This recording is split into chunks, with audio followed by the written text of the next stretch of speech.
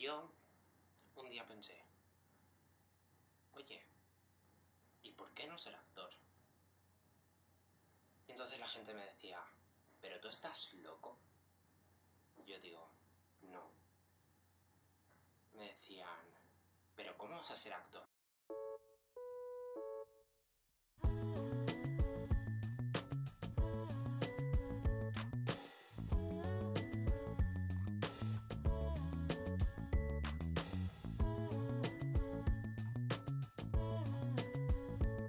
Los actores pues tendrán que cogerlos por lo que son, por lo que saben hacer, ¿no?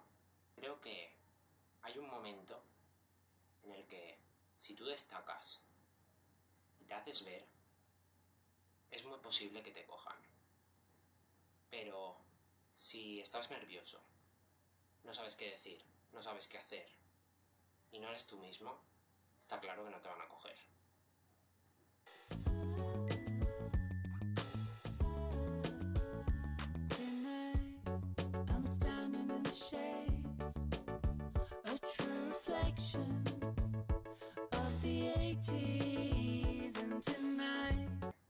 A más de uno les habré cerrado la boquita. La verdad. Y bueno, eso.